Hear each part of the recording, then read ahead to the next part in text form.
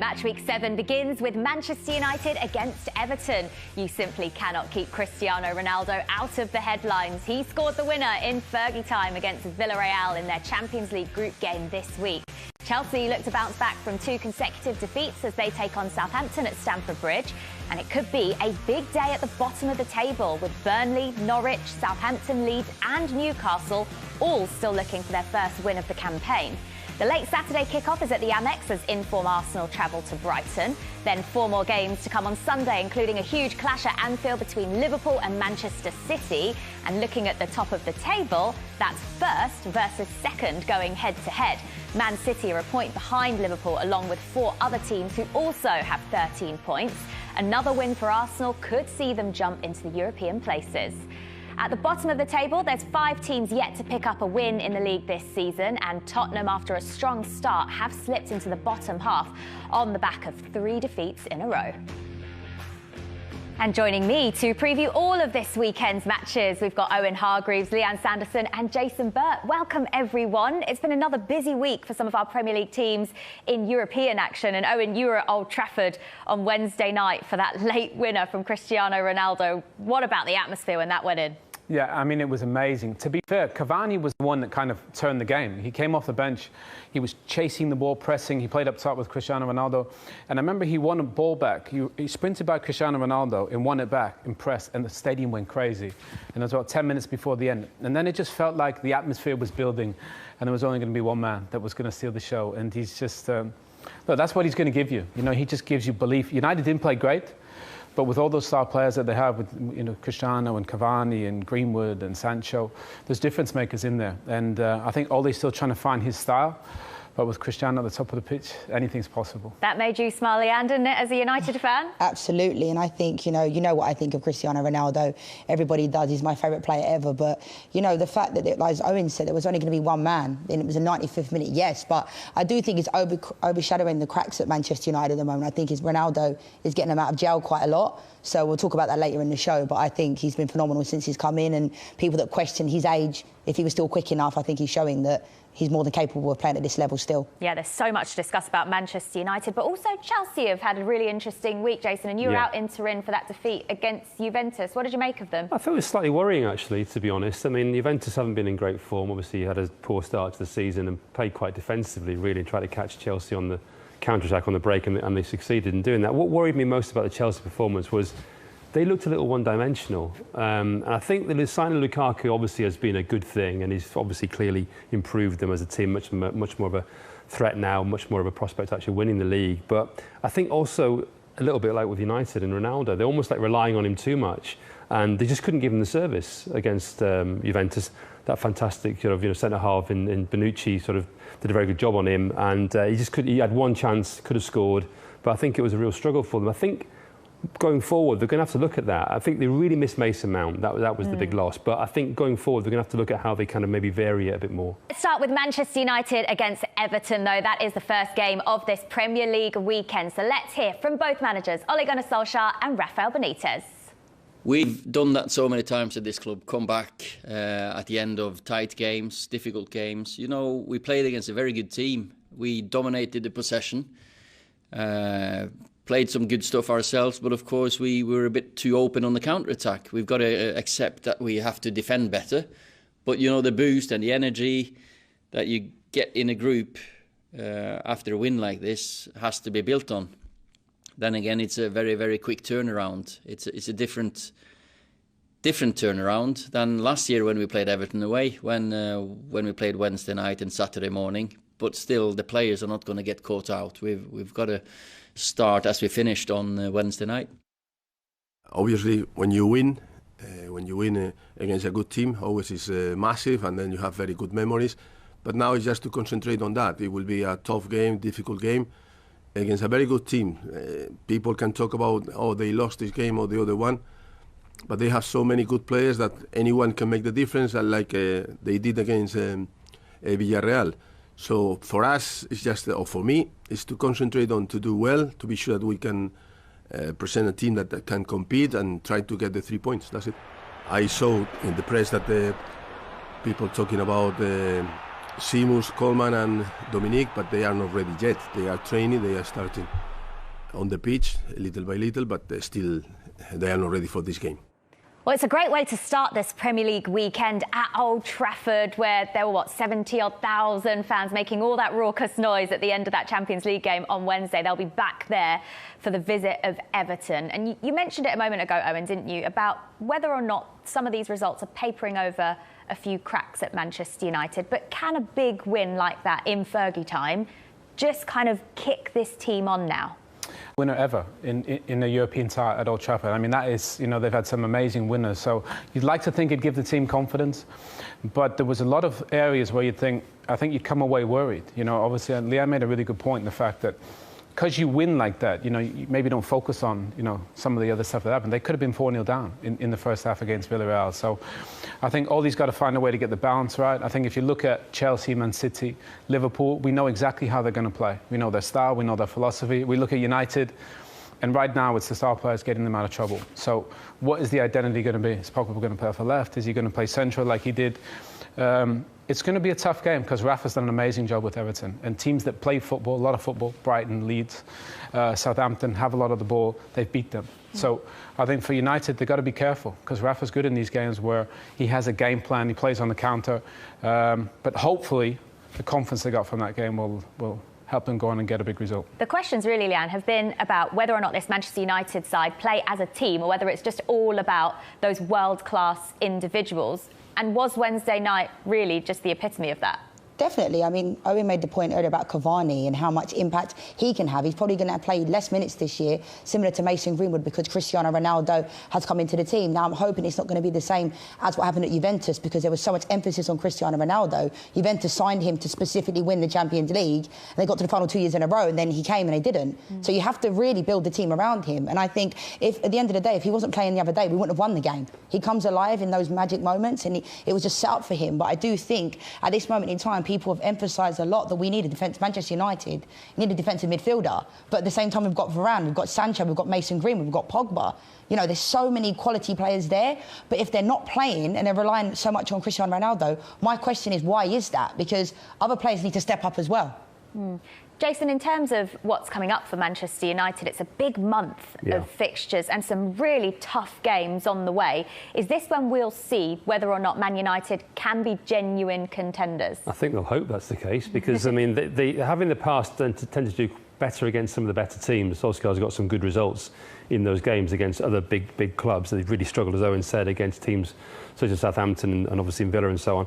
I mean, I'm much more critical of the whole situation with Manchester United. I think it's just not working. Really? I really don't think it's working under Solskjaer. Owen mentions the identity. He's been there 3 years. I mean, Graham Potter's been there a year at Brighton. We know the identity of the team. He's changed it in a year. What has Solskjaer done in 3 years? They just bought a lot of players, a lot of expensive players. People talk about defensive midfielder. Spent 50 million on Fred. They spent 40 million on Donny van de Beek. Just collecting all these players. That's what my feeling about it is. And I think the harshest thing I could say, which is probably not very nice, but if Klopp, Guardiola, Tuchel left their jobs tomorrow, what would happen? They'd be in a top job as soon as they wanted to be. If Solskjaer leaves, where does he go? If Graham Potter leaves tomorrow, if Dean Smith leaves tomorrow, if Thomas Frank leaves tomorrow and they go for a job interview and Solskjaer's on the shortlist, who gets it? I don't think Solskjaer gets that job. But don't you think Ole's done a very good job of getting rid of a lot of... I think what he's done, Owen, and get the philosophy back, get the fans back on side, because I think he's helped with the mood and the atmosphere. That's for sure. And I think there was a lot of trauma at the end of Mourinho, and I think that was going to take some time to bring that back. And in terms of that, he's done a very good job. But now you've got to move on. But Jason, if you look at how far away Manchester United were, I mean, even I remember last year saying how far away Man United, and you'd say at least 4 players. Right winger, defensive midfield player, centre back and a full back. All of a sudden now you can look at United. The first time I could say maybe in a decade where I could say Man United have a puncher's chance to win this, to go and win the league. I believe that, talent-wise. But the problem is, in terms of identity, compared to Chelsea, City, and Liverpool, they're behind, aren't they? Yeah. Because they're putting all these pieces of the puzzle together. Again, you got Jadon Sancho, you got Varane, you got Ronaldo. So the top teams aren't really working 4 or 5 guys into a starting 11. I think Ole is going to go and win the league. I believe that, talent-wise. But the problem is, in terms of identity, compared to Chelsea, City, and Liverpool, they're behind, aren't they? Yeah. Because they're putting all these pieces of the puzzle together. Again, you got Jadon Sancho, you got Varane, you got Ronaldo. So the top teams aren't really working 4 or 5 guys into a starting 11. I think Ole, it's going to take time. I think it's a work in progress. But I think they're a lot better off than where they were a couple of years ago. But me as a Manchester United fan, like, I look at it and I think to myself, we've added to the team. I agree with you about Ole to a certain degree, but I do think he's got rid of a lot of players that needed to be got rid of, likes of, there's so many players that he got rid of. But at the same time, why is it that I still sit here as a Manchester United fan and don't believe we're going to win the league? Chelsea got Lukaku and everybody's saying, well, they're going to be higher than Manchester United. Why is that? Do you not think you can win the league this year? I don't think so, but I don't know why. And as a Manchester United fan, that definitely hurts me to say that because I'm used to us winning things. But I think realistically, it doesn't look that way. And maybe Ole Gunnar Solskjaer is the reason for that, because I think if these players were at a team like Manchester City or Liverpool, we'd be talking about them winning the league. And I don't know why I feel that way. No, that's basically my point. I mean, I think it sounds awful saying it, really, but I just feel that there comes a stage where, I absolutely agree with Owen, post Mourinho, they needed to almost change. Well, they did need to change the mood of the club. It was traumatised. It was traumatised. But he was the last manager to win a trophy there. Yeah, exactly. But I think the debris was needed to be picked up, and that's exactly what Ole's done. The problem is, I think the rate of progress is just far too slow now. I think at Manchester United, you can't go 3, 4 years now without a trophy. How many more years? Well, the players are happy again, but you have to win. This is Manchester United. It's not just about making the players happy, is it? That's the problem. I mean, obviously you have to.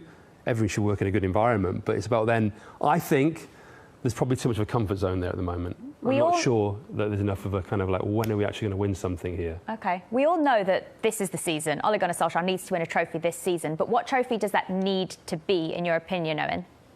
Take anything. Don't you? You take it. Well, they're out of the League Cup. They're out of the League Cup already. Well, I would have taken that. I think you've got to start somewhere. So you've got to have a platform for... You think about Varane, what he's achieved in the game, Cristiano, what he's achieved in the game. Those guys come in, they're not here to sell shirts or, to wave at Old Trafford or to come to the Premier League. They want to win. Varane wants to win. He's 28. He came here to make a difference. Cristiano's here to make a difference. He makes a difference. And he will demand from all those players in that dressing room every day in training, lads, we got to go. We got to go win something. Whether the other remains to be seen, but I think having another leader in there with Varane and Cristiano to go with Harry Maguire, David De Gea looks absolutely outstanding.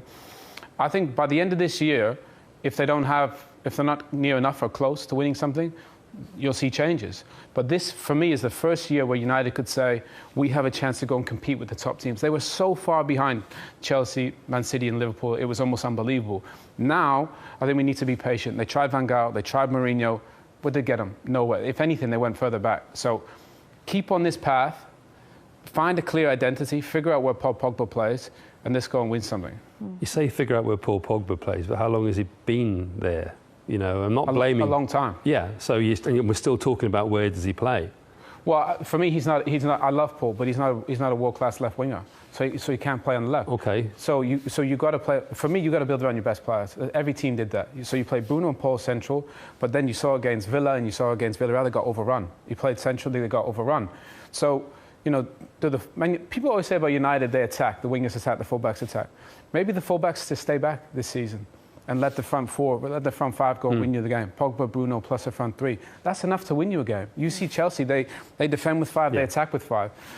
So I think for United, you got to build around Paul and Bruno and Cristiano. They're your best players. I think we've also got to be ruthless. Chelsea were pretty ruthless mid-season, getting rid of Frank Lampard last year, and everybody was like, why did Chelsea do that? Why did Abramovich do that? But then look what happened. Look what Chelsea did in that time when Tuchel came in. So I'm not a big advocate for getting rid of managers. I do believe we have to have some kind of patience. But if I'm still sitting here next year as a Manchester United fan without a trophy, I think questions have to be asked. Because with the team that we have, with the players we have, we cannot be just going for like the League Cup. I know we're out of it now, but that is a trophy. But we have to be challenging for the Premier League. We have to be. Because what more do we need? Especially when you've got a player like Cristiano Ronaldo returning to the club. As for Everton, on their visit to Old Trafford then, has this almost come at a bit of a bad time off the back of that win in the week for them? What, for Everton? For a bad time for Everton to visit Old Trafford? Well, no, I think Rafa plays his way. They're not going to want much of the ball. They're going to be sit and be compact and defend, and they're good at that. I think they're well drilled.